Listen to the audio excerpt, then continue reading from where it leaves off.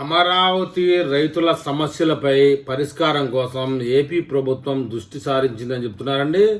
ఇటీవల కాలంలో అమరావతి జేఏసీ 2-3 సార్లు సమావేశమై ప్రభుత్వం ద్వారా పడుతున్న ఇబ్బందుల్ని సిఆర్డీఏ దృష్టికి తీసుకువెళ్తే అధికారులు చాలా అగౌరవంగా మాట్లాడారన్న సందర్భం మనం విన్నాం.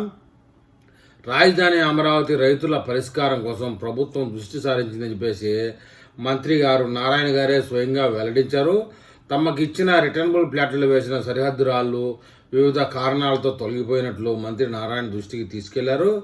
ఈ మేరకు మంత్రి ఆదేశాలతో డిసెంబర్ 15 నుంచి హద్దురాళ్లు లేని ప్లాట్లకు పెగ్ మార్కింగ్ వేసి హద్దురాళ్లు వేయాలని సిఆర్డీఏ నిర్ణయించింది. 3 నెలల్లోగా ఈ ప్రక్రియ పూర్తి చేయాలని నిర్ణయించింది. ఇకపోతే 14 డిమాండ్లు అమరావతి రైతులు ఇవ్వగా ఒక్కటి కూడా అమలు కాలేదని వాపోయారండి రైతులు. మాకు చంద్రబాబు నాయుడు అరగంగానే భూములు ఇచ్చాము కాబట్టి, చంద్రబాబు నాయుడు గారు నమ్మకం మీద మేము భూములు ఇచ్చాం కాబట్టి మాకేదన్నా సమస్య వస్తే చంద్రబాబు నాయుడు గారిని నేరుగా కనెక్టివేట్ అయ్యేదానికి ఒక ప్లాట్ఫామ్ ఏర్పాటు చేయాలని చెప్పినట్టుగా వింటా ఉన్నాము. అయితే దాని గురించి ఈ నెలాఖరు లోపల మేము మంత్రుల బృందం ఒకటి ఏర్పాటు చేసి తగిన నిర్ణయం తీసుకుంటామని మంత్రి నారాయణ గారు చెప్పినట్టు తెలుస్తూ ఉంది.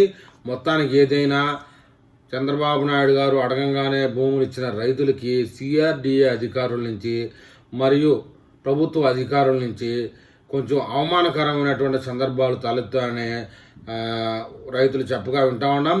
అలాంటి సమస్యలకు చెక్కు పెట్టడం కోసం మంత్రి నారాయణ గారు కృషి చేయాలని చెప్పేసి ఈ రైతుల జేఏసీ ఒక మీటింగ్లో కూడా వీళ్ళు తీర్మానించడం జరిగింది. అలా కాని పక్షంలో మేము కూడా ఈ నెలాఖరు లోపల జేఏసీ ప్రభుత్వానికి ఒక అల్టిమేటం జారీ చేస్తామని చెప్పేసి వార్నింగ్ అనేది ఇవ్వడం కూడా జరిగిందండి.